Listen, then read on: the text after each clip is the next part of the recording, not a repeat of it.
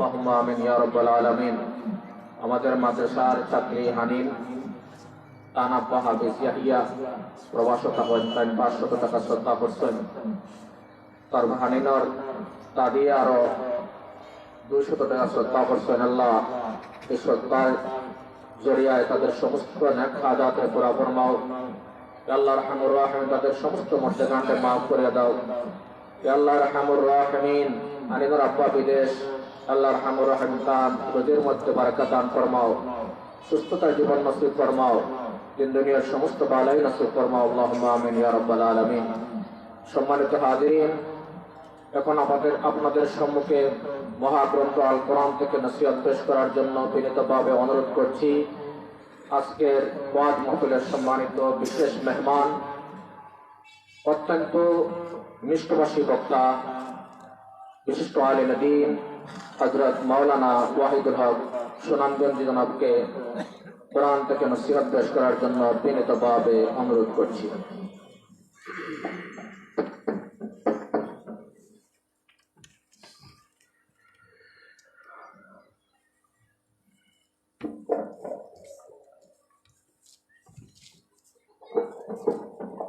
السلام عليكم ورحمة الله وبركاته.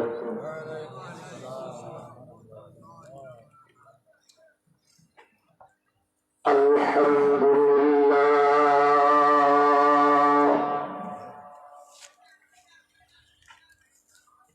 الحمد لله نحمده ونستعينه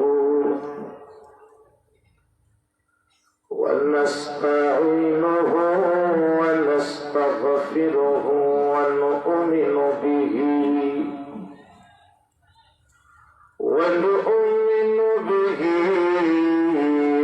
ونتوكل عليه ونعوذ بالله من شرور أنفسنا ومن سيئات أعمالنا، من يهده الله فلا مضل له ومن يضلله فلا هادي له، ونشهد أن لا إله إلا الله وحده لا شريك له، الذي أرسل إلى الناس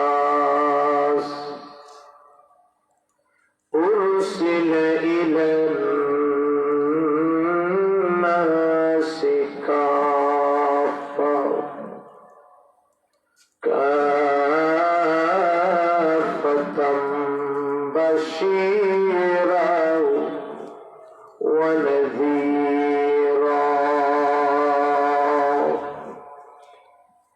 وداعيا إلى الله بإذنه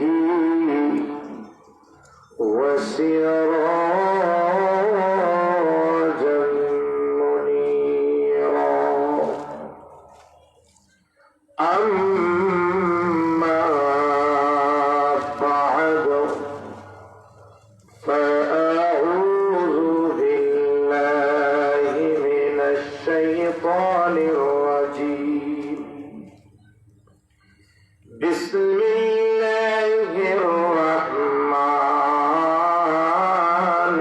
الرحيم. إن الله عنده علم الساعة وينزل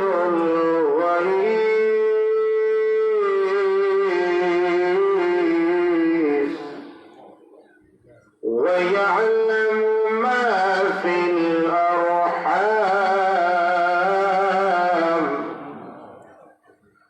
وما تدري نفس ماذا تكسب غدا وما تدري نفس بأي أرض تموت إن الله عليم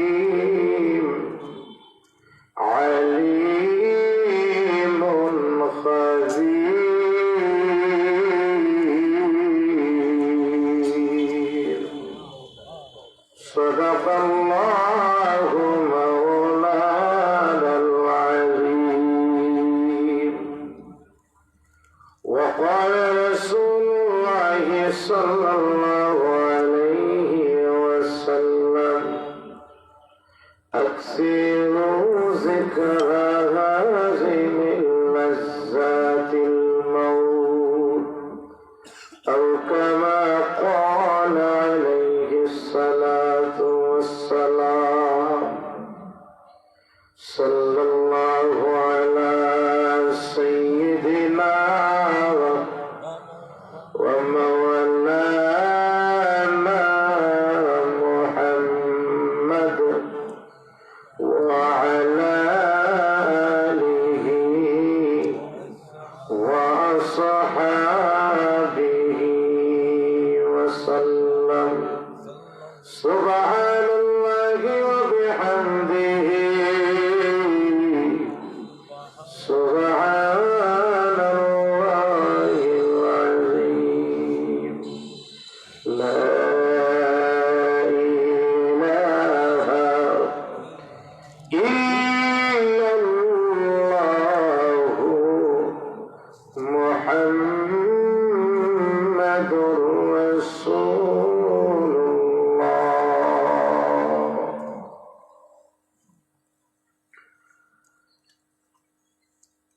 আলহামদুলিল্লাহ সারিঘাটা দারুল ইসলাম দাখিল মাদ্রাসা বিত্তেখেল পূর্ব সুতুল বাজার জন্তেপুর সিলেটের উদ্যোগে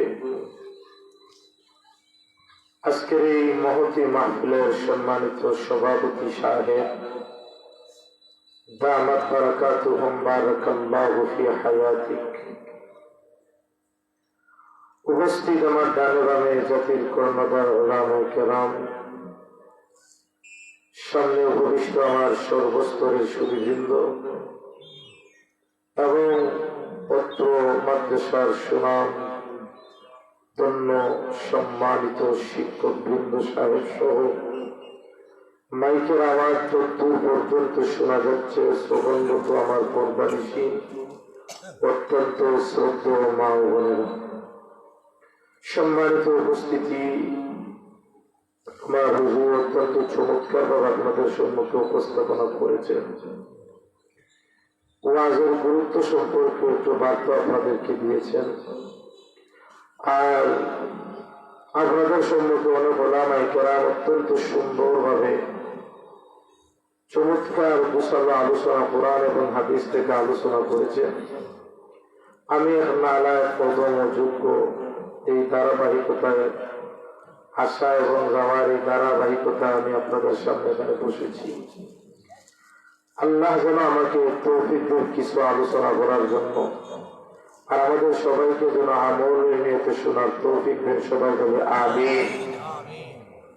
আপনাদের এই সুপার বা আপনাদের এই সুনামধন্য প্রতিষ্ঠানের প্রিন্সিপাল হুজুর এই যে ফ্যান্ডেল না ভাঙছেন, অবশ্যই আপনাদের এলাকার লোক সংখ্যার অনুপাতে এত করে ফ্যান্ডেলের ব্যবস্থা করছেন। ঠিক না? ঠিক, মানে বোঝা যায় যে এত মানুষ কি পরিমাণ এই এলাকার আছে, আসার সম্ভাবনা আছে, যার কারণে তো হুজুর কত লম্বা আপনাদের হুজুরের প্রিন্সিপাল সাহেব এত বড় ব্যবস্থা করে রেখেছেন, চতুর্দিকে কাপড়েরও ব্যবস্থা করছেন। কিন্তু বর্তমান আমাদের যে পরিমাণ মানুষ আসছি, তো বোঝা গেলে ফ্যান্ডেলের 60-10 ভাগের 1 ভাগ ওখানে পড়ছি না। ঠিক না? না আসার কারণ কি? অতিরিক্ত ঠান্ডা। হুজুর বলুন না, অতিরিক্ত ঠান্ডা। কিন্তু আমি যদি বলি এই ঠান্ডার মধ্যে আমরা অনেক সময় অনেক ক্ষেত্রে থাকি, রাস্তাঘাটে, দোকানে, বাজারে থাকি না? আমার ব্যবসার কারণে হোক, একটা প্রয়োজনের কারণে হোক, এমার্জেন্সি একটা দরকারি হোক, রোড অ্যাক্সিডেন্ট কারণে হোক, অনেক সময় তো আমরা ক্ষেত্রে বিশেষে ঠান্ডার মধ্যেই থাকি, কিন্তু কেন কোরআনের মাহফিল ঠান্ডার এই কষ্টটা থেকে আমরা বের হয়ে না হয়ে বের হতে পারি না? কেন? কোরআনের কারণে। কোরআনে কি এত মর্যাদাশীল কিতাব? এই মাহফিলটাকে আপনাদের কাছে এত মূল্যহীন? আপনাদের উপস্থিতি বোঝাবে আপনাদের কোনো গুরুত্বই নেই, এমন একটা ভাব লাগে। আমি বলি নাই যে গুরুত্ব নাই, আপনাদের মহব্বত দিতে আসে বিদায় তো মাদ্রাসার আপনারা মহব্বত করেন, ঠিক না? এই মাহফিলের আয়োজন করছে। তবে আমার আশা থাকবে বাইরা যারা এখনো আসি নাই, রাস্তাঘাটে বাড়িতে আসেন, আপনাদের কাছে আমার অনুরোধ থাকবে ইনশাআল্লাহ কমপক্ষে প্যান্ডেলের সম্মানার্থে প্যান্ডেলের আয়তনের দিকে একটু তাকাইয়া আপনারা আসার চেষ্টা করবো, সবাই বলে আমিন। আর যারাই আমরা আল্লাহ তৌফিক দিয়েছেন বসার জন্য, 10-15 মিনিট পরে ওনার সম্ভাবনা আছে না ইনশাআল্লাহ শেষ পর্যন্ত থাকবেন তো ইনশাআল্লাহ। মাশাআল্লাহ। সম্মানিত উপস্থিতি, পৃথিবী যতই ঊর্ধ্বে হোক, বিজ্ঞান যতই উন্নতি হোক, চিকিৎসা বিজ্ঞান যতই উন্নতি হোক, বা মানুষের জ্ঞান বিজ্ঞান শিক্ষা যতই অধিক হোক বা আরো যতই বেশি হোক, সবকিছু জানবে বা সবকিছুই মানুষ বিজ্ঞানী জেনে ফেলবে এমন কোন কথা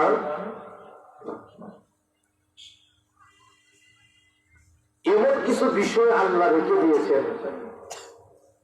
বিজ্ঞান তাম পৃথিবীর বিজ্ঞান যদি একত্রিত হইয়ে গবেষণা করে যেগুলো বিষয় ব্যাপার আল্লাহ বলছেন আমি জানি আর কেউ জানে না, তাহলে তাম পৃথিবীর বিজ্ঞান মিলেও এই ব্যাপারে কোন জিনিস অভিজ্ঞ কোন জিনিস বের করতে পারবে।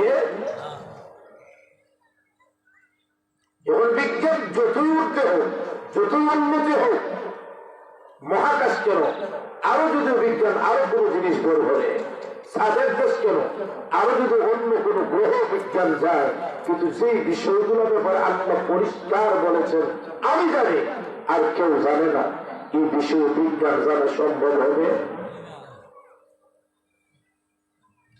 এমন কিছু বিষয়ে আমি আপনাদের সম্মুখে একটি সূরা লুকমান একবার শেষ আয়াত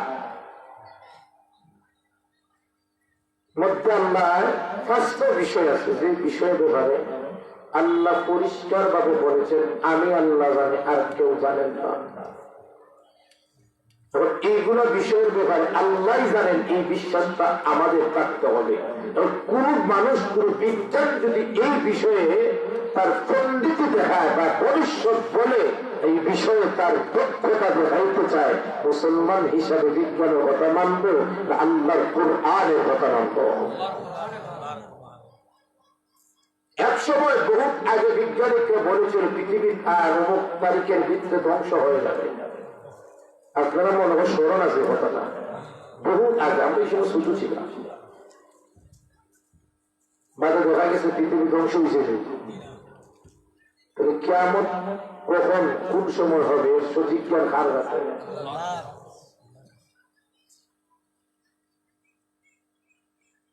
আল্লাহর নবীজির সাহাবী বেদুইন সাহাবী আল্লাহর নবীজিকে কয়েকটি প্রশ্ন নিয়ে নবীজির কাছে সম্মুখীন। বলে নবীজি আপনি তো আখির জামানার নবী, আপনার কাছে আল্লাহর ওহী এসে যে বিষয়গুলো আমাদের জানা নাই আপনি তা বলে দিন।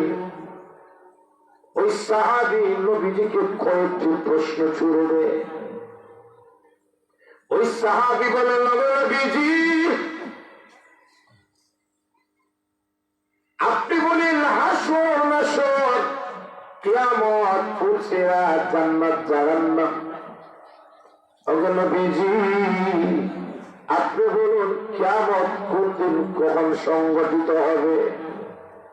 সে কাকে প্রশ্ন করছে? সাহাবী কাকে প্রশ্ন করছে? ওই সাহাবী বলেন ওগো নবীজি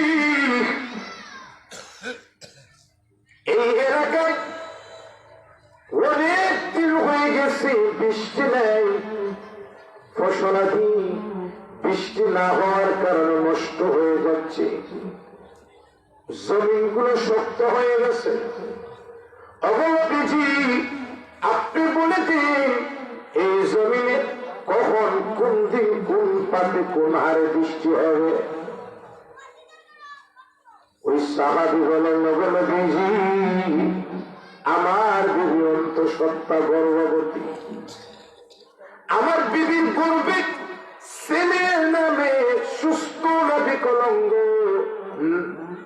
না চোখের কোন সমস্যা, না ভালো। নবীজি আমার অন্তঃসত্ত্বা স্ত্রী গর্ভে কি আছে আপনার ধারণা দেন, বলবেন। ওই সাহাবী বলেন, নবীজি আগামীকাল আমার কল্যাণ হবে না ও কল্যাণ হবে, এই বিষয়ে আপনি কিছু বলুন। শেষ প্রশ্ন বলল, নবীজি মৃত্যু একটা সুনিশ্চিত বিষয়, আমার মৃত্যু কোন দিন হতে পারে, কোন সময়, কোন বারে হবে, আপনি সুস্পষ্ট ভাবে বলে দেন। প্রশ্ন কি একটা না অনেকগুলো? জোরে বলুন না। তো আল্লাহর নবীজি বলছেন, উত্তর দিছে আল্লাহর নবী তাই বলেন যা আল্লাহ বলেন। ঠিক না? ঠিক। মন গড়া কোনো কিছু বলেন, যা আল্লাহ বলেন নবীজি তাই।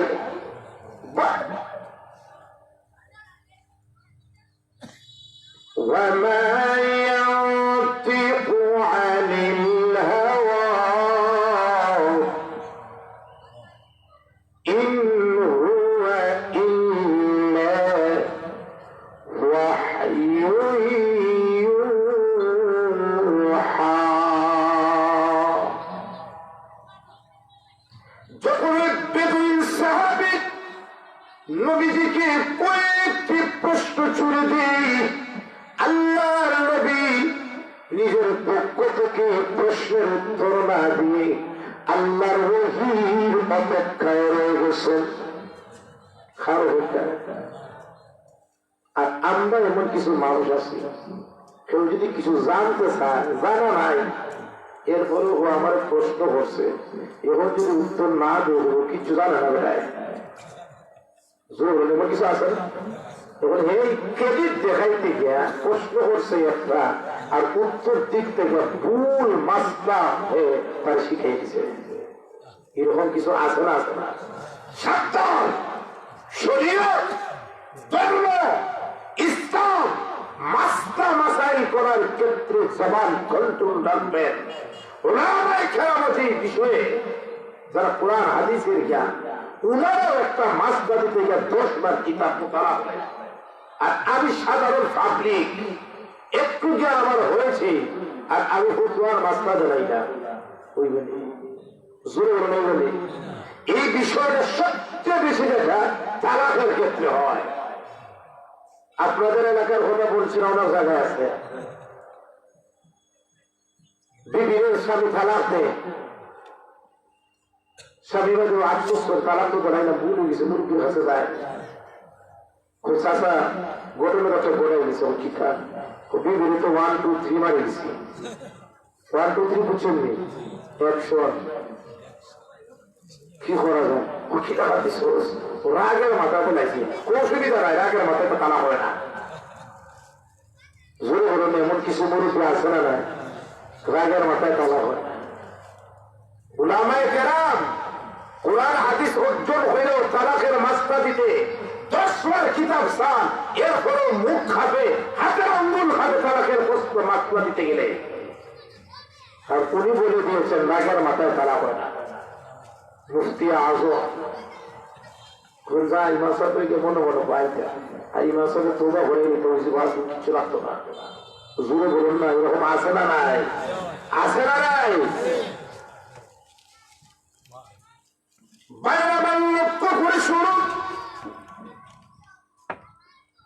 আল্লাহর নবী, বিশ্ব নবী মিশকাত শরীফ কিতাবুত তালাকের মধ্যে হাদিসটা আছে। নবীজি ফরমান, জিদ্দুহুন্না জিদ্দুন ওয়া হাজলুহুন্না জিদ্দুন সালাস।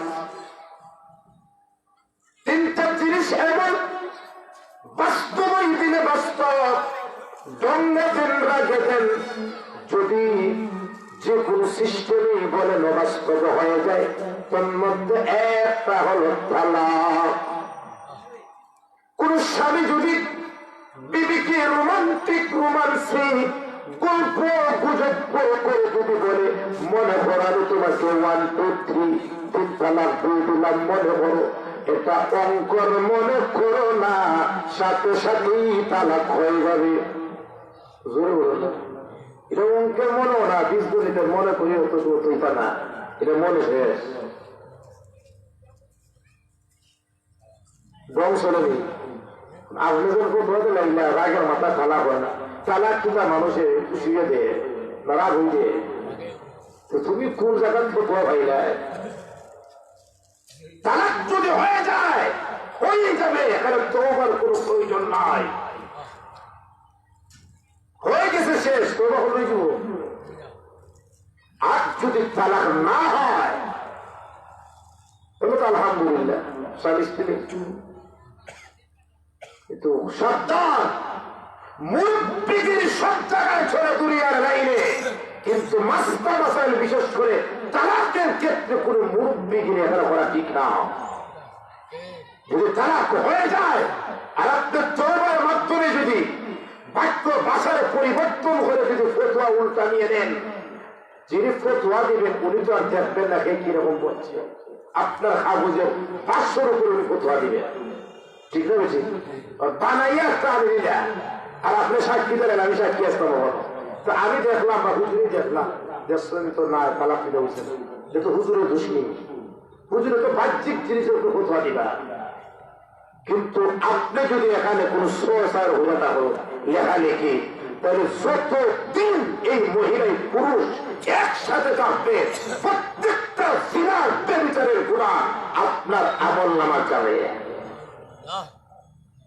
সব জায়গায় চলে মাতামাত, কিন্তু মাসলা মাসাইলের ক্ষেত্রে সাবধান, জবান কন্ট্রোল। আল্লাহর নবী, বিশ্ব নবী ওই সাহাবীর প্রশ্নের প্রতি উত্তরে নিশ্চুপ রয়ে গেলেন, কথা বন্ধ। হঠাৎ করে দেখেন আল্লাহর পক্ষ থেকে জিবরাইল আলাইহিস সালাতু ওয়াস সালাম আসার ঘন্টা বেজে গেছে। জিবরাইল আলাইহিস সালাতু ওয়াস সালাম সূরা লুকমানের শেষের আয়াত নবীর উপর নাযিল করে দিয়ে বললেন, নবীজি, আল্লাহ সূরা লুকমানের শেষের আয়াত আপনার উপর নাযিল করে দিয়েছে।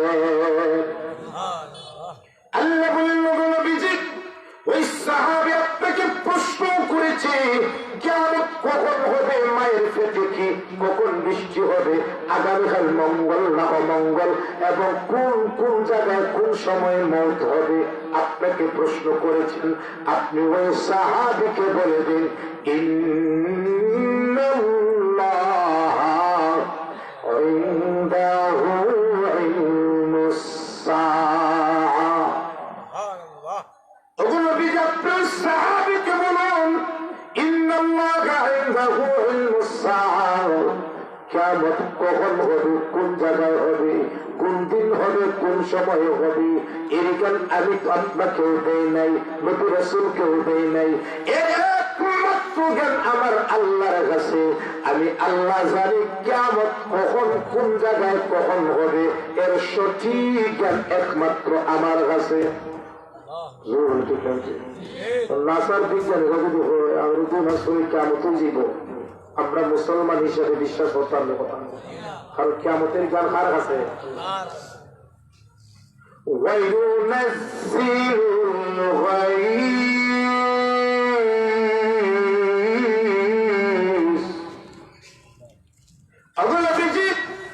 আপনি ওই সাহাবীকে বলে দিন কখন কোন জায়গায় কোন হারে বৃষ্টি হবে, এর সঠিক জ্ঞান একমাত্র আমার আল্লাহর কাছে। ঠিক না? আপনারা আবার প্রশ্ন করতে পারেন আমারে যে হুজুর রেডিও টেলিভিশনও আবহাওয়ার খবর বললে সাংবাদিকরা তো আগামীকাল সিলেটে বৃষ্টি হবে, এটা একটা কথা হয়, তো আবহাওয়াবিদরা তো জানে, আল্লাহ বলছেন ওয়ায়ুনাজ্জিলুল গায়স, বৃষ্টি কখন হবে আমি জানি। এখন দেখা যায় আবহাওয়াবিদরাও জানে, সংবাদ প্রচারের সময় বলে দেয়, আর বাস্তবে বৃষ্টি হয়। জোরে বলুন না। তো কোরআনের সাথে আবহাওয়াবিদদের রিচার্জের সাংঘর্ষিক। আপনি বলেন কেউ জানেন না, আল্লাহ স্যার আমাদের বিজ্ঞানিকরা জানে, আবহাওয়াবিদরা। আজ থেকে ভালো করে শুনবেন, যারা আবহাওয়াবিদের খবর প্রচার করে, আগামীকাল সিলেট, সুনামগঞ্জ, হবিগঞ্জ, বাড়ি থেকে বাড়ি বৃষ্টি হতেই বলে না, বৃষ্টি হতে পারে বলে, হতে পারে, কিন্তু হতেই বললে প্রশ্নটা যুক্তিযুক্ত হইত, যেহেতু হতেই বলে না, হতে পারে। এটা তারা যেন আকাশ মেঘের খন্ড দেখলে আমরা মুরব্বীরা আমরাও বলি আজকে মনে হয় বৃষ্টি হবে। আকাশের মেঘের খন্ড দেখলে সাগর থেকে যখন এটা উঠে, যখন এটা দেখে রিচার্জ করে যখন বলে, এটা তো আমরাই বলতে পারি। আল্লাহ বলেন তখন না, যখন আকাশ মেঘাচ্ছন্ন থাকে না, পরিষ্কার থাকে, তখন আমি আল্লাহ জানি কোন জায়গায় কোন হারে বৃষ্টি হবে, কোন জায়গায় তুফান হবে, কোন জায়গায় শিলা বৃষ্টি হবে, তখন আমার আল্লাহর কাছে যান, পৃথিবীর আর কেউ জানে না। وَيَعْلَمُ مَا فِي الْأَرْحَامِ।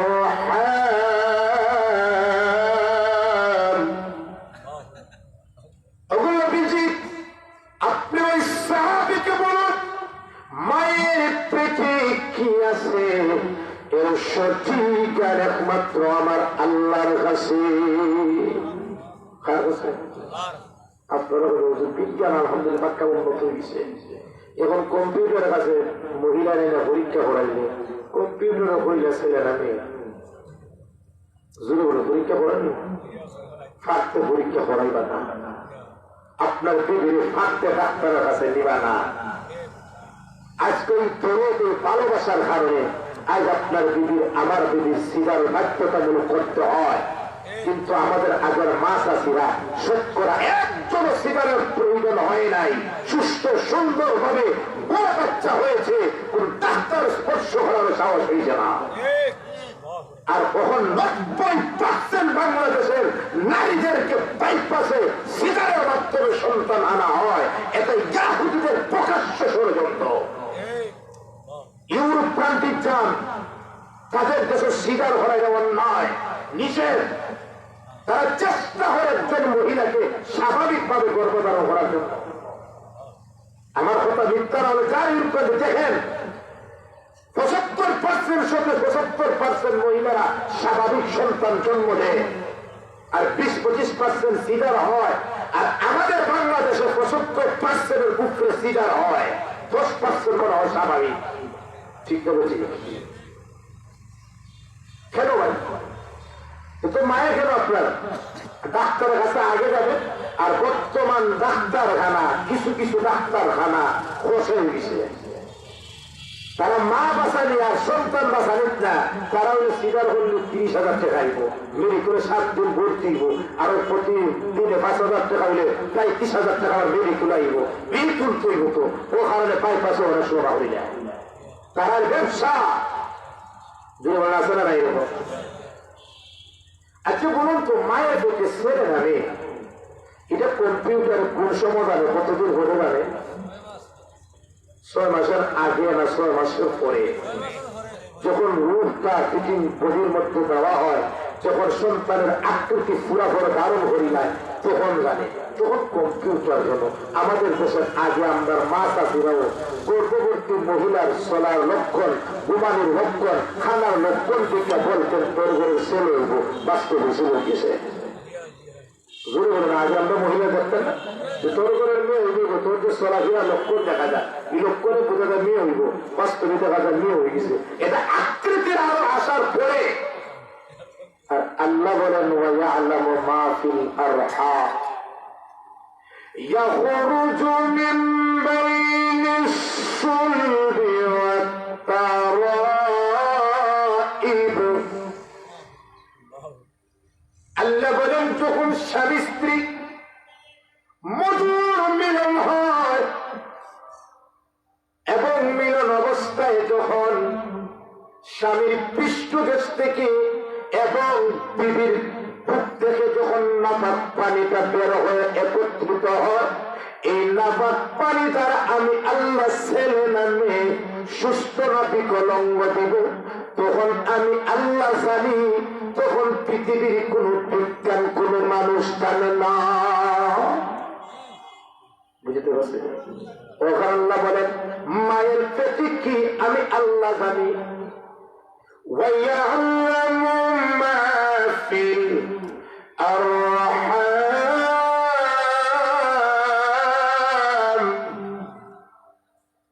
وَمَا تَدْرِي نَفْسٌ بِأَيِّ وَمَا تَدْرِي نَفْسٌ مَاذَا تَكْسِبُ غَدًا।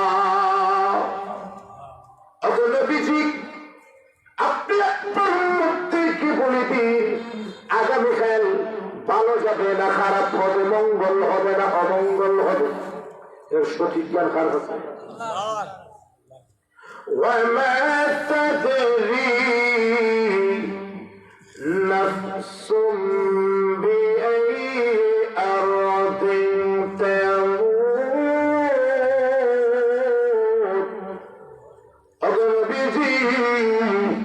আপনি আপনার উম্মতদেরকে বলবেন কার কখন কোন জায়গায় মৌত হবে, এর সঠিক জ্ঞান একমাত্র আমার আল্লাহর কাছে।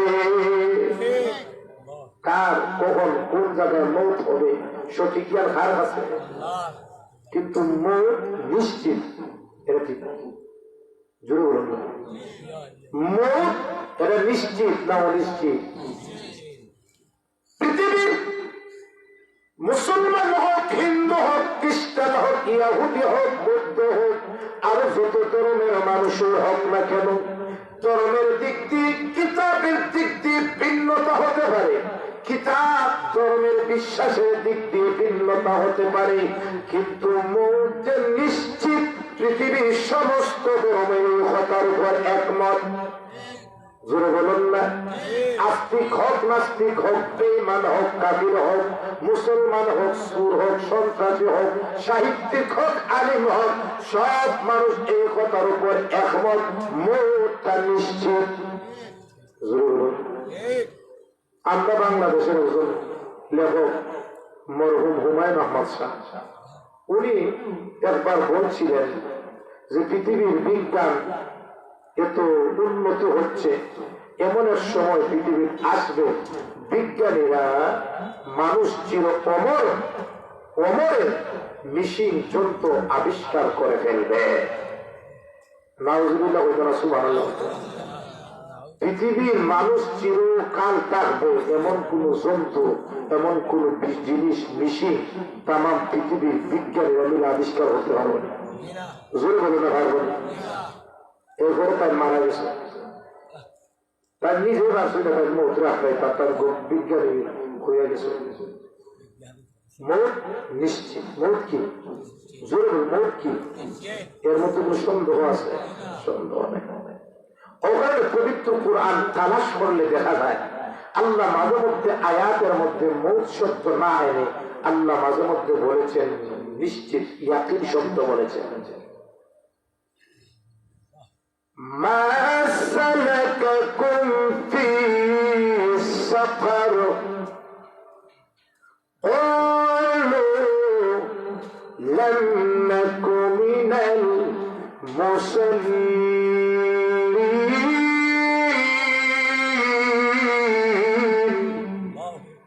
ওয়া লাম নাকু নুত'imul মিসকিন ওয়া কুন্না নাখুযু মা'আল খায়িদিন ওয়া কুন্না নুকাযযিবু বিয়াউমিদ্দিন হাত্তা আতানাল ইয়াকিন। হাত্তা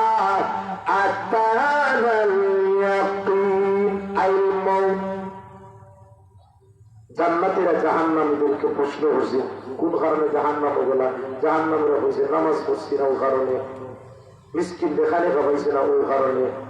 ইসলাম বিদ্বেষী, ইসলাম বিদ্বেষী, কোরআন বিদ্বেষীদের সাথে তাদের সাথে এক হইয়া সবপন্থী মানুষের বিরুদ্ধে আমি অবস্থান নিয়েছিলাম ও কারণে।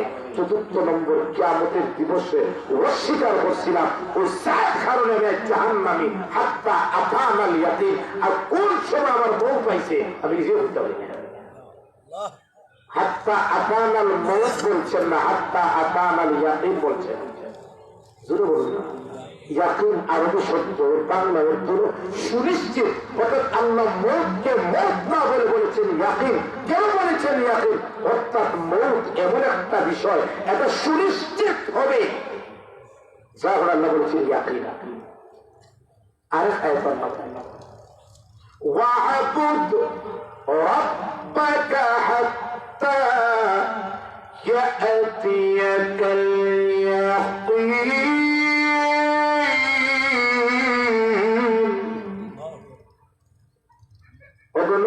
আপনি আপনার রবের ইবাদত করুন ইয়াকিন আসার আগ পর্যন্ত, মানে মউত আসার আগ পর্যন্ত। লক্ষ্য করে দেখুন আল্লাহ মউতকে মউত না বলে ইয়াকিন কেন বলেছেন? কারণ মউত এমন একটি বিষয়, এমন একটি জিনিস, এটা নিশ্চিত সুনিশ্চিত হবে, যার কারণে আল্লাহ মউতের জায়গায় ইয়াকিন শব্দ বলেছেন। মউত এমন একটি সুনিশ্চিত বিষয়। আল্লাহ মউতকে জীবনের আগে আল্লাহ মউতের কথা আলোচনা করেছেন। মানুষের আগে জীবন, এরপরে কি মউত। আগে জীবনের পরে কি মউত। কিন্তু আল্লাহ পবিত্র কোরআন আগে বলেছেন মউত, এরপরে বলেছেন জীবন। তাবারাকাল্লাযী بيده الملك وهو على كل شيء قدير الذي خلق الموت والحياة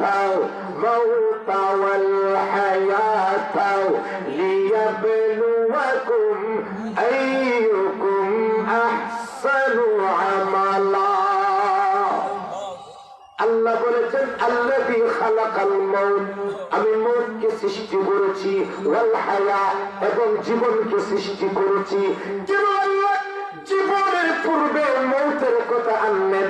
কারণ হলো ওরে পৃথিবীর মানুষ মউত সুনিশ্চিত বিষয়, এটা হবেই, যার কারণে আল্লাহ সুনিশ্চিত বিষয়টাকে আগে এনেছেন।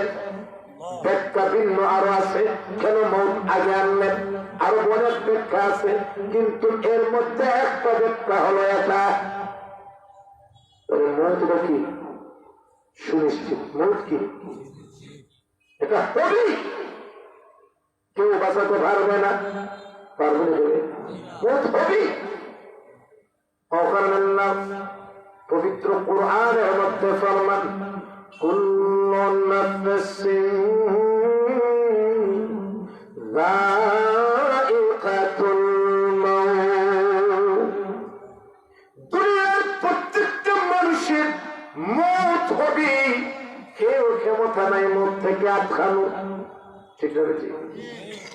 আল্লাহ বলেন মউত থেকে মানুষ পলায়ন করে, বাঁচতে চায়। মউত থেকে মানুষ বাঁচতে চায় কিন্তু বাঁচতে পারে না, মউত থেকেই তার পাকড়াও করে। قل إن الموت الذي تفرون منه فإنه ملاقيكم ثم تردون إلى عالم الغيب والشهادة فينبئكم بما كنتم تعملون।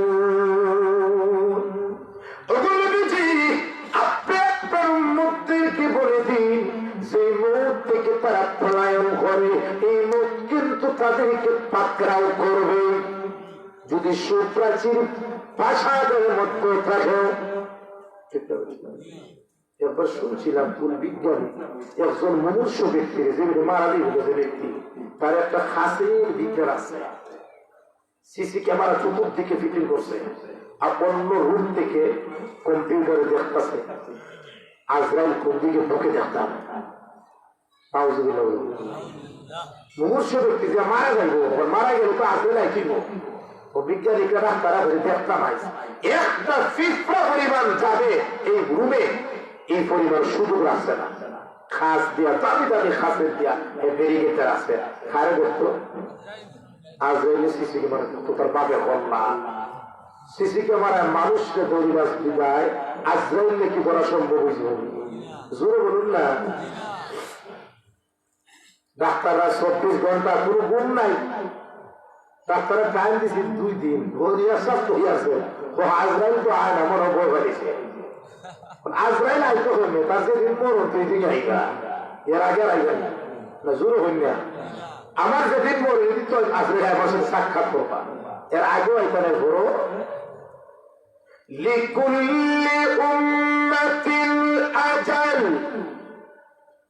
ফাইযা জাআ আজালুহুম লা ইস্তাখিরুনা সাআতাও ওয়া লা ইস্তাকদিমুন। প্রত্যেকটা মানুষ, প্রত্যেকটা প্রাণীর নির্দিষ্ট একটা সময় আছে মৌতের। যখন এই সময়টা আসবে আজরাইল 1 সেকেন্ডের জন্য লেট করবেন না, সময় দিবেন না। ঠিক আছে বুঝছে তাই তো আমরা কি বলবো, আজরাইল আমরা সিসি ক্যামেরার বই বানিয়েছি, বাপের বেটাই তাদের বই বানিয়েছে আজরাইল। যে দূরের মুমূর্ষু ব্যক্তি মৃত্যু লেখা আছে সময় দিন, হঠাৎ করে সব বিজ্ঞানের গবেষণাকে বিফলে ফেলে দিয়ে, কম্পিউটারের নিয়ন্ত্রণকে বিসর্জন দিয়ে, সিসি ক্যামেরার কন্ট্রোলকে ধ্বংস করে, রুমের খাসের দরজা জানালা গুলাকে ধ্বংস করে, হঠাৎ করে কোন সময় আজরাইল ওই মুমূর্ষ ব্যক্তি জান কবজ করছে, কোন বিজ্ঞানের সিসি ক্যামেরা ওঠার হয় নাই। আজরাইল আইনামা তাকুনু ইউদরিকুমুল মাউত ওয়ালাউ কুনতুম ফি বুরুজিন মুশাইয়াদা। আল্লাহ বলেন নবী, মৃত্যুর পরে যদি কোন মানুষ সুপ্রাচীর প্রাসাদে অবস্থান করে, মৃত্যু কিন্তু সেই জায়গায় তাকে পাকড়াও করবে। মৃত্যু হবে, আমরা মর, আমরা আসছি, মরছি, আমরা মৃত্যু হবে।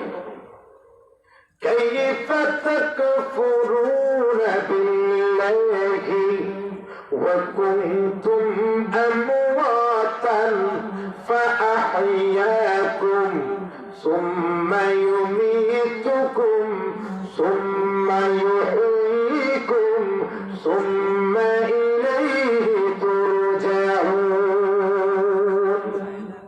আমরা একসময় ছিলাম না, আবার আসছি, আবার আমরা যাবো, আবার আমরা কিয়ামতের দিন আল্লাহর কাছে যেতেই হবে। ঠিক না?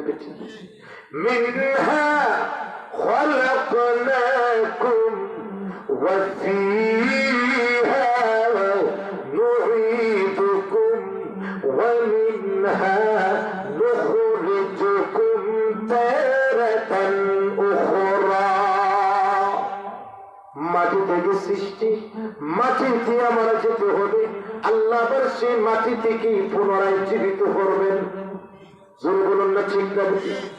মৌত কাসে কুল্লু নাসিন শারিবু অবরবাইতুন কুল্লু নাসিন বাকিলু। মৌতের পেয়ালা সবাইকে একদিন পান করতেই হবে। কবর নাবি করে সবাইকে একদিন প্রবেশ করতেই হবে, কেউ বাঁচানো যাবে না, যাবে না। কোন দিন কখন কোন সময় হবে এর সঠিক জ্ঞান কার কাছে? এমনকি যিনি মৌতের দায়িত্বশীল আজরাইল সাল্লাম, উনিও জানেন না কার কোন দিন মৌত হবে। বুঝতে পারছেন? তাই মৌতের দায়িত্বশীল। قل يتوفاكم ملك الموت الذي وكل بكم। আল্লাহ বলেছেন, ওগুলো আপনি বলুন মালাকুল মউত মানুষের জান কবজ করে, কিন্তু উনিও জানেন না কার কখন মউত হবে, যখন আল্লাহ না জানিয়ে দেন। ইমাম মালিক রহমতুল্লাহ ছিলেন ব্যাপারে সুতুলের বাড়ি না? ইমাম মালিক রহমতুল্লাহ মযহাব কয়টা? হানাফি, শাফি, মালিকি, হাম্বলি। এক মযহাবের ইমাম হলেন ইমাম মালিক রহমতুল্লাহ আলাইহি। আহলে সুন্নাত ওয়াল জামাতের আকীদা হলো সাইরা মযহাবে ঠিক। জোরে ঠিক না?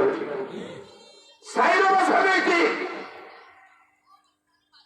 আপনি যখন ডাক্তারের কাছে যাবেন, হোমিওপ্যাথিকের কাছে গেলে আপনার হোমিওপ্যাথিক সিস্টেমে ওষুধ দিব, এলোপ্যাথিকের কাছে গেলে এলোপ্যাথিক ওষুধ দিব, ইমাম সাহেবের কাছে গেলে পানি ভরা দিবা, আর কোন পীর সাহেবের কাছে গেলে উনি তসবির আমল দিবা। ঠিক না? ঠিক। সাইরাজনের ওষুধ বেমার আপনি একজন, রোগ একটা, কিন্তু গেছুন সাইজনের কাছে ওষুধ কি এক না ভিন্ন ভিন্ন?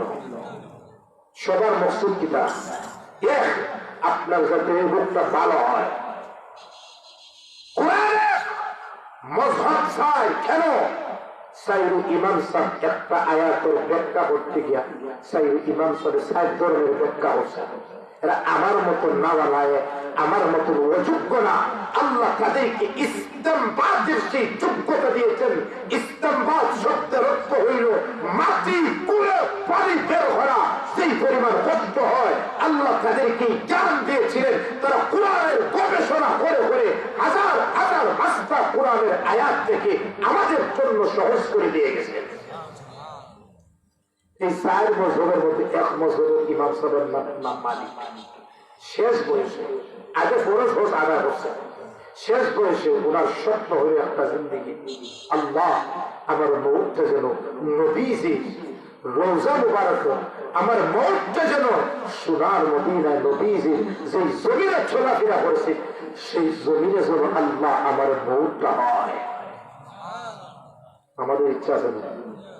আপনার ইচ্ছে আল্লাহ আমার মউতটা যেন লন্ডন হয়, মানে যাতে মানুষ আমার হয়তো লন্ডনই বা হিসাবে মউতটা লন্ডনে হয়েছে, আপনার মউতটা যেন আমেরিকায় হয়। আমাদের মাইন্ড হল, কিন্তু ইমাম মালিক মাযহাবের ইমাম আল্লাহর কাছে প্রতিদিন দোয়া করে, আল্লাহ আমার মালিকের মউতটা যেন মদিনাতুল মুনাওয়ারায় হয়।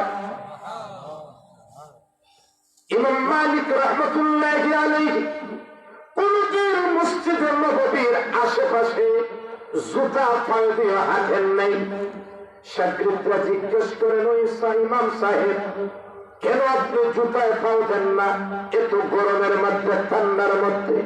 ইমাম মালিক বলেন, ওরে আমার ছাত্ররা শোনো, সেই জমিনে আল্লাহর নবী হেঁটেছে, সেই জমিনে নবীজির কদম মোবারক পড়েছে, আমি মালিক কিভাবে সেই জমিনে জুতা পরিধান করতে পারি?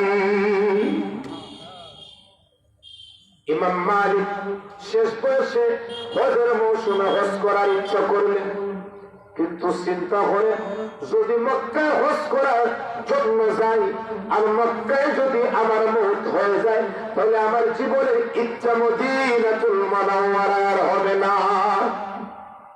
শেষ বয়স চিন্তা করতেছে যে ফরজ হজ না ফরজ, চিন্তা করতেছে হজ করতাম কি, যাবো কি যাবো না, যদি ওখানে গিয়ে মারা যায় বা রাস্তাত মারা যায় তাহলে তোমার মদিনাতুল মুনাওয়ারা মউত হলো। ওই সল্পনা কল্পনা জল্পনিয়া ঘুমাই না। সুবহানাল্লাহ। ঘুমের মধ্যে তখন হযরত আজরাইল আলাইহিস সালাম তার সাথে সাক্ষাৎ করতে পড়ে গেছে। না সুবহানাল্লাহ, আপনি মুখে বাড়ি করাতো, কারণ আমরা তো আজরাইল সালামকে দেখি না, আমরা তো দেখি শয়তান আর জমিন আবার কিনারে, আমরা হুকিটা সুবহানাল্লাহ বাড়ি করা। দৃষ্টিভঙ্গি পাল্টান, দেখবেন স্বপ্নের দৃষ্টিভঙ্গিটাও পাল্টে যাবে। ঠিক না? ইমাম মালিক সারাদিন চিন্তিত। আল্লাহ মদিনাতুল মুনাওয়ারা থেকে ওদের উদ্দেশ্যে যাব মক্কায়, যদি মক্কায় মওত হয়ে যায় নবীজির জমিনে আমার মওত হবে না, এই চিন্তা নিয়ে উনি ঘুমিয়েছেন। বাস্তবিক ঘুমের মধ্যে আজরাইলের কে স্বপ্ন দেখেন, উনি খুব খুশি। ও আজরাইল, তোমাকে পেয়েছি, বড় আনন্দিত হয়েছি, কারণ একটা প্রশ্নের উত্তর এখন এই মুহূর্তে তুমি দিয়ে দাও। আজরাইল বলেন, কি? আজরাইল, তুমি তো মানুষের জান খবর করবো,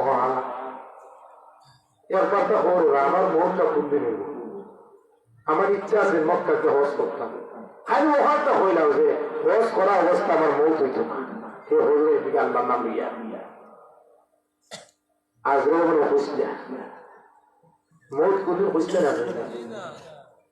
আজরাইল কথা বলেন না, হাতের 5 আঙ্গুলের দিকে আজরাইল ইশারা দিয়ে অদৃশ্য হয়ে গেলেন। প্রশ্ন করেছিলেন, আর কয়দিন বাঁচব, মৌত কোন দিন হবে? উত্তর দিয়েছেন হাতের 5 আঙ্গুল। এখন ইমাম মালিক মন খুশি হয়েছেন আর চিন্তা হয়েছে। চিন্তা হয়েছে না? ইমাম মালিক বলেন, 5 আঙ্গুল তারা 5 ঘন্টা না, 5 দিন না, 5 বছর না, 5 যুগ। চিন্তা কমছে না বাড়ছে? ভোরবেলায় ঘুম থেকে উঠেন চিন্তিত হইয়া, ফজরের নামাজ পড়েন চিন্তা। সাদ্দিক বলেন, হুজুর আজকে তো আপনি চিন্তিত কেন, কারণ কি? ইমাম মালিক বলেন, স্বপ্নে আজরাইলের দিদার হয়েছিল, প্রশ্ন করেছিলাম কয়দিন বাঁচব, কখন মৃত্যু হবে। আজরাইল 5 আঙ্গুলের দিকে ইশারা করে চলে গেলেন। এখন 5 আঙ্গুলের ব্যাখ্যা কি হতে পারে? 5 দিন না, 5 মাস না, 5 বছর? আমি মালিক এই চিন্তায় চিন্তিত। এই শব্দের ব্যাখ্যা কি? তখনকার জমানার স্বপ্নের ব্যাখ্যার পারদর্শী ছিলেন আল্লামা ইবনে সিরিন রাহমাতুল্লাহি আলাইহি। এখন আল্লামা ইবনে সিরিনের বই পাওয়া যায়, স্বপ্নের ব্যাখ্যা মাঝে মাঝে বলেন না, হুজুর আমি স্বপ্নে গেছি সাপ, ব্যাখ্যা দিতা। হুজুর হাজার বলেন, আল্লামা ইবনে সিরিন রাহমাতুল্লাহি আলাইহি কিতাব দেখে আপনাদেরকে বলেন, তোমার শত্রু আছে মুসলমান, বলেন না? তখনকার সময় স্বপ্নের ব্যাখ্যাদাতার বিজ্ঞ আলেম ছিলেন আল্লামা ইবনে সিরিন রাহমাতুল্লাহি আলাইহি। ইমাম মালিক একজন শাগরিদকে প্রেরণ করলেন, যাও আমার নাম প্রকাশ না করে অজ্ঞতা রেখে জিজ্ঞেস করো ভাই আল্লামা ইবনে সিরিনকে এই স্বপ্ন ব্যাখ্যাটা কি হতে পারে, 5 আঙ্গুলের ব্যাখ্যাটা কি হতে পারে। ওই শাগরিদ আল্লামা ইবনে সিরিনের কাছে যায়, জিজ্ঞেস করেন, হুজুর একজন ব্যক্তি রাত্রে আজরাইলকে স্বপ্ন দেখেছে, প্রশ্ন করেছিল মৃত্যু কখন হবে। আজরাইল মুখে না বলে বলেছেন, হাত 5 আঙ্গুলের দিকে ইশারা করে চলে গেলেন। 5 আঙ্গুলের ব্যাখ্যা কি? 5 দিন না, 5 মাস না, 5 বছর? সঠিক ব্যাখ্যাটা চান। আল্লামা ইবনে সিরিন বলেন, এই জমানায় ঘুমের স্বপ্নে আজরাইলকে স্বপ্নে দেখা, এই জমানায় ইমাম মালিক ছাড়া দ্বিতীয় আর কোন ব্যক্তি হতে পারে না। বললেন, ওরে বার্তাবাহক, এই স্বপ্ন দেখনেওয়ালা কি ইমাম মালিক হওয়া? বললেন, আপনি জানলেন কিভাবে? আল্লামা ইবনে সিরিন বলেন, ওই জমানায় যদি এত বড় স্বপ্ন যে ঘুমে আসলকে দেখেছেন, এমন স্বপ্ন দেখনেওয়ালা আমলওয়ালা যোগ্যতা যদি কোন ইমামের থাকে, কোন ব্যক্তি থাকে, ওই ব্যক্তি হলেন মযহবের ইমাম মালিক। আমরা ভয় থাকা দরকার আছে না নাই? মানুষ মৌত থেকে যে পরিমাণ পলায়ন করে বাঁচার চেষ্টা করে, কিন্তু মানুষ কত চেষ্টা করার ফরজ করে ও নবীজি সাহাবায়ে কেরাম, বড় বড় সাহাবায়ে কেরাম, ওমর রাদিয়াল্লাহু আনহু, আবু বকর, উসমান, আলী, বড় বড় জলিল কত সাহাবায়ে কেরাম, নবীজি দুই রাকাত সাড়ে রাকাত না হওয়ার পর সাড়ে রাকাত না হওয়ার নবীজি যোহরে সব সাহাবায়ে কেরাম যোহরের ফরজ তো সাড়ে রাকাত, তো নবীজি দুই রাকাত পড়ে সালাম ফিরাই দিলেন। সেবার কোনো কথা হয় না। আর পিছনে যারা আসবে এরা বলে সামনে তো আবু বকর, উমর, উসমান আসবেন, কিচ্ছু হলে তারা হই না। কিন্তু নবীজি সাড়ে হাত টাকা দুই হাত ছেড়ে পড়লাম প্রত্যেকের মনে মনে, কিন্তু সাহস করে কখন আবু বকর সিদ্দিক রাদিয়াল্লাহু তাআলা হইতো মরণ মানে একবার নরম দিল ভালা, তাই নবীজি সাড়ে হাত টাকা দুই হাত পড়লাম, মনে হয় আল্লাহ দুই হাত কমাই দিছে নামাজও। নামাজ পড়া অবস্থা মনে হয় আল্লাহ দুই হাত কইছে, আজ থেকে আপনি জোরে পড়ো চার হাত না দুই হাত, যার কারণে নবীকে দুই হাত করছেন। উমরের মতন আসে তাওয়ালার কুফার কাফিরদের বিরুদ্ধে কটু উমর সাহস পাই না, যে নবীজিকে জিজ্ঞাসা করতা, ওগো নবীজি নামাজ তো চার হাত দুই হাত খেলে বললাম, উমরের মতন বীর বাহাদুর নবীজির সামনে কথা বলার সাহস হয় নাই। আর আমরা দেশের কিছু মানুষ মুসল্লি আছে সপ্তাহে একদিন, বছরে 2 দিন নামাজ পড়ুন না, আর মাঝে মধ্যে যদি ইমাম সাহেব একটু ভুল করলে নামাজ হইল 10-12 জিঘাতের লাইন, ইমাম সাহেবের খালি নামাজও ভুল হয়, খালি নামাজও ভুল হয়, ইমাম সাহেব ভুল হলো কেন, কেন ভুল করলাম? এরকম কিছু মুসল্লি আছে না নাই? জুড়ে বলে আছে না নাই?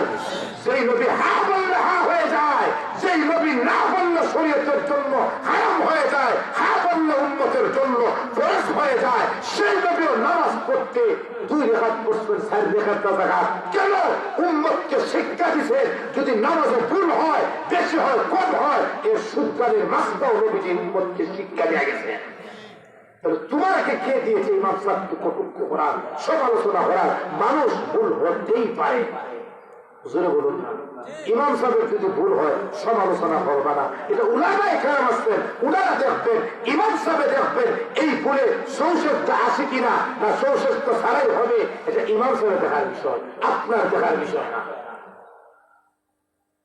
আবু বকর সিদ্দিক রাদিয়াল্লাহু আনহু নিরব, উমর রাদিয়াল্লাহু আনহু নিরব, সব নিরব, কেউ সাহস পেয়ে পিছন থেকে সাহাবী দাঁড়াই গেছে, সাহস করে চোখ থেকে দাঁড়াই যাবো, ওগো নবীজি মনে বড় কুতকুত হয়ে বিয়া তুমি মাফ করবা, জোহরের নামাজ তো 4 রাকাত, আপনি আজকে 2 রাকাত করবা, ভিতরে প্রশ্ন থাকে কিন্তু সাহস করে পারতাছি না, আর প্রশ্ন না করলেও ভিতরে ফেরো শান্তি হইতেছি না। ওগো নবীজি আকুসিরাতিস সালাহ আম নাসিতা ইয়া রাসূলুল্লাহ, ওগো নবীজি 4 রাকাতের মধ্যে 2 রাকাত আপনি কি ভুলে গেছেন না? আম আকুসিরাতিস সালাহ, ওগো নবীজি না আল্লাহ নামাজে 2 রাকাত কমিয়ে দিয়েছেন, আম নাসিতা ইয়া রাসূলুল্লাহ, না আপনি 2 রাকাত ভুলে গেছেন, কোনটা? সাহসের বাহুটা বলিছে নবীজি আবু বকরের প্রতি ইশারা করল, কিতাব নামাজ পড়ে খাচ্ছে অপরকে নবীজি 2 রাকাত হইছে, 2 রাকাত হইছে কি? নবীজির সাথে সাথে নামাজে বাকি 2 রাকাত নামাজ আদায় করছেন, সাথে সাথে উম্মতকে শিক্ষা দিচ্ছেন যে ইমাম সাহেবের ভুল হতেই পারে, 4 রাকাত মাঝে মাঝে 5 রাকাতও দিতে পারে, 3 রাকাতও হইতে পারে, ভুল হইলেও শুধরানোর সিস্টেম শিখে গেছে, বিরাট মাস্তা শিখে গেছে। ওখানে সাহস পাই না, সেই কিতাব প্রশ্ন করতা, সাহাবায়ে কেরাম ভয় হইতা। তুই উমর রাদিয়াল্লাহু আব্দুল্লাহ ইবনে উমর বলেন, আমরা কয়েকজন সাহাবী নবীজির কাছে গেলাম ওয়াজ শোনার জন্য, এর সাহাবী প্রশ্ন করিল সাহস করে, ওগো নবীজি পৃথিবীর মধ্যে সবচেয়ে বুদ্ধিমান এবং সবচেয়ে বিবেকবান ব্যক্তি কে? আমি যদি আপনারা প্রশ্ন করি ভাই সবচেয়ে বুদ্ধিমান কারা, জ্ঞানী কারা, আপনারা কি বলবেন? যারা কপালের উপরে চুল নাই তারাই বুদ্ধিমান, কারণ তারা গবেষণা করতে করতে মাথা শুরু করে যায়। যারা টকশোর মাধ্যমে ইসলামের প্রতিষ্ঠান নিয়ে হেলজারি, ইসলামের প্রতিষ্ঠান নিয়ে খুশাখুশি, ইসলাম ধর্মকে নিয়ে কটূক্তি করে আমাদের দৃষ্টিতে তারা জোরে বলুন। নবীজি বলেন, খায়রুকুম মান তাআল্লামাল কুরআন ওয়া আল্লামাহু, পৃথিবীর মধ্যে সবচেয়ে বড় জ্ঞানী, সবচেয়ে বড় বুদ্ধিমান, সবচেয়ে উত্তম ব্যক্তি তারা যারা নিজে কোরআন শিখে অপরকে কোরআন শিক্ষা দেয়। জোরে বলো না, ঠিক না? আর আমরা অন্যরা বোঝা কিছু বুঝে না। উলামা যে মুসলমান, যে মুমিন সব সময় মৌতকে স্মরণ করে, সব সময় মৌতের কথা স্মরণ করে এবং মৌতের প্রস্তুতি নিয়ে থাকে, আল্লাহর নবী বলেন পৃথিবীর মধ্যে সেই ব্যক্তি সর্বশ্রেষ্ঠ বুদ্ধিমান। কোন জিনিস স্মরণ করা? আল্লামা কাজী সানাউল্লাহ পানিপতি রাহমাতুল্লাহি আলাইহি, উনার একটা মাসাইলের কিতাব আছে মালাবুদ্দা মিনহু। প্রত্যেকটা মাদ্রাসায় মাসলাটা বইটা পড়া হয় ফার্সি ভাষায়। ওই মালাবুদ্দাটা এখন বাংলাও আছে। এই মালা আমরা মুসলমান হাতে তলোয়ার নিয়ে রণাঙ্গন গিয়ে কাফিরদের বিরুদ্ধে যুদ্ধ করা সেই হিম্মত, সেই ঈমান আমাদের মধ্যে নাই। আমরা মুসলমান ফিলিস্তিনের হামাসের পক্ষ হইয়া অস্ত্র হাতে নিয়া কাফির সন্ত্রাসীর বিরুদ্ধে, ইসরায়েলের বিরুদ্ধে যুদ্ধ করার সেই সাহস আমাদের নাই। কিন্তু মুসলমান হিসাবে শাহাদাতের মর্যাদা হইয়া মওত হোক, এই ইচ্ছা আছে না নাই? জোরে বলুন, আছে না নাই? যদি এই ইচ্ছা থাকে তাহলে হাদিসের এই বাবার মতে দৈনিক 20 বার মওত। আমরা ওখানে বাঘ দেখলে বোঝা যায় তাই আল্লাহ মাতুর দহর বাঘের উঠে হয়েছে আমল করতে করতে মাথা সিনেমাটা হচ্ছে আমল করা হয়ে বোঝা যায় হে বান্না তো হয়ে গেছে। এরকম আসে না না ভাই, আমল নিয়ে কোনোদিন অহংকার করবেন না। আপনি নামাজ পড়েন, আরেকজন নামাজ খুব পড়ে, তাকে আমল নিয়ে অহংকার করবে না। আমল দ্বারা কোনোদিন জান্নাতে যাওয়া যায় না। নবীজি বলেন যদি আল্লাহর রহমত আপনার উপর না থাকে, কারণে মৌত হবেই, এটাই সুনিশ্চিত, এটাই ফাইনাল। মৌতকে স্মরণ করেছে আল্লাহর নবীজি বিবি খাদিজা রাদিয়াল্লাহু তাআলা। বলবো হসপিটাল জোরে হসপিটাল খাদিজা রাদিয়াল্লাহু তাআলা আনহা নবীজির একজন বিবি, যে বিবি আল্লাহ জিব্রাইলের মাধ্যমে সালাম দিয়েছেন। না সুবহানাল্লাহ, এটা মুখে বাড়ি তো আপনার সালাম দিলেন, খারিজ থেকে সালাম দিয়েছেন। আল্লাহর নবী একবার খাদিজার কামরায় বসা, হঠাৎ করে জিব্রাইল নবীজিকে সালাম দেয়। নবীজি উত্তর দেন, জিব্রাইল বললেন নবীজি আল্লাহ আপনার বিবিকে আল্লাহর পক্ষ থেকে সালাম দিয়েছে। আচ্ছা বলুন তো, যে নারী আল্লাহ সালাম দিয়েছে এই নারী কি কোনদিন জাহান্নামে যাইব? জোরে বলবেন। আল্লাহর নবী দুনিয়ার মধ্যে 4 জন নারীর কথা বলেছেন। নবীজি বলেছেন এই 4 জন নারী জান্নাতি, দুনিয়ায় থাকতে জান্নাতের সার্টিফিকেট দিয়ে দিয়েছেন। ঠিক আছে, তোর মধ্যে একজন হইল খাদিজা রাদিয়াল্লাহু তাআলা আনহা, যে খাদিজাকে নবীজি জান্নাতের সুসংবাদ দিয়েছে, যে খাদিজাকে আল্লাহ সালাম দিয়েছেন। আপনাদের বিবির সালাম দিলেন আছে খেলতে কিছু আমরা মানতে রাজি না। কেন? যদিও প্রধানমন্ত্রী মহিলা, স্পিকার মহিলা, কিন্তু এই ক্ষমতারা সম্পর্কে আমরা ঘরের মহিলার দিতাম না। আমি জানাই আমি উপরে থাকতাম, তাই ফিরে দিচ্ছি, তাই আমার সালাম দিত, আমি সালাম পারি জীবন আছে না। অথচ আম্মা জান আয়েশা বলেন, ও পৃথিবীর মানুষ, আমি নবীজির একজন বিবি, প্রতিদিন চেষ্টা করি আল্লাহর আমি আয়েশা আগে সালাম দেব। নবীজি যখন আমার বাড়ির সময় এশার নামাজ পড়ে আমার ঘরে প্রবেশ করতে দেরি হয়, আমি সালাম দেওয়ার পূর্বেই আল্লাহর নবীজি আমাকে সালাম দিয়ে দেয়। ওই মুসলমান, যদি আজ প্রত্যেকটা সংসারে যদি স্বামী বিবিকে, বিবি স্বামীকে ওই সুন্নতটা যদি জারি থাকতো, আজকাল পারিবারিক ভাবে স্বামী স্ত্রীর মধ্যে অমিল হইত না। আজ থেকে সালাম দিবা তো ইনশাল্লাহ, প্রত্যেকে যারা সালাম দিবা তো ইনশাল্লাহ আজকে আমল হবে। বিটি খাবাই বসে মুরুখ দিয়া এই সময় গরু বুঝতে পারলে পালা করে ভাগ করবো, যে সুন্দর সালাম বা দিছে দিয়ে পালা করে খাবাই কিনবো। ঠিক আছে, ওই খাদিজা মৃত্যুর পূর্বে নবীজির কাছে যায়, ও অসুস্থ। নবীজি বলেন, খাদিজা কান্দ কেন, কারণ কি? মনে হয় আমি খাদিজার দুনিয়ায় বাঁচব না, বিদায় হয়ে যাব। ও নবীজি, আমি খাদিজার মৌতকে বেশি ভয় করি, জানি না আমার মৌতটা কোন রকম হবে, কষ্ট হবে না আরাম হবে। ওগো নবীজি, খবরটাকে আমার বেশি ভয় করে, তো ভয়ঙ্কর খবর আমি যাবো কিভাবে? যে মহিলার জান্নাতে সুসংবাদ দিছে ওই মহিলা বহুতে চিন্তা করে, খবরের চিন্তা করে।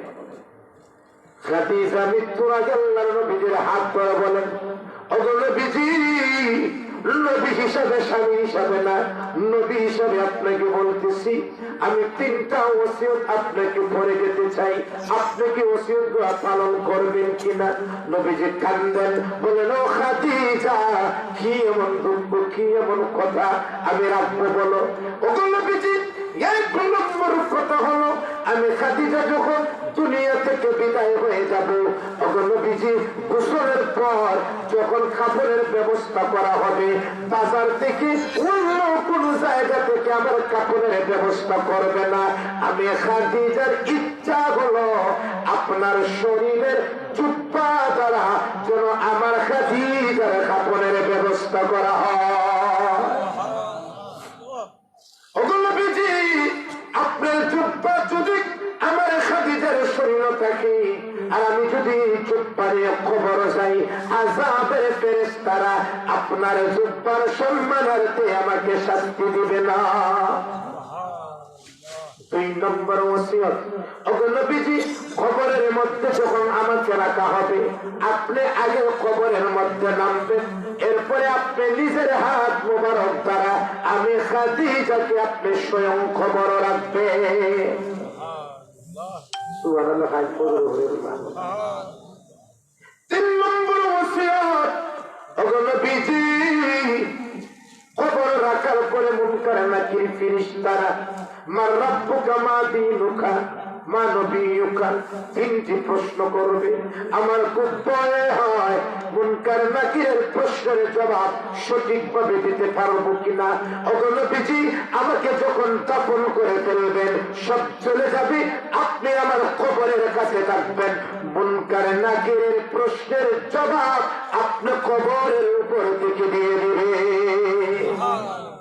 প্রশ্ন করা, খাদিজা মারা গেলেন, গোসল হইল, আল্লাহর নবী গোসলের পর নবীজির পরনের জুব্বা দ্বারা খাদিজার কাপড়ের ব্যবস্থা করলেন। কবরের মধ্যে নিজে নামেন, নিজে নবীজি কবরটাকে হাতান, ওরে মাটি, তোর মধ্যে আমার বিবি খাদিজাকে রাখা হবে, সত্য ব্যবহার করিস। নবী কবর হাতে খাদিজার শরীর ধরে নবী নিজ হাতে খাদিজাকে খবর রাখেন। কাপড় শেষ হয়ে গেল, সব সাহাবায়ে কেরাম সবার উদ্দেশ্য হয় না, কিন্তু আল্লাহর নবীজি খবরের পাশেই বসা। সাহাবীরা বলেন, নবীজি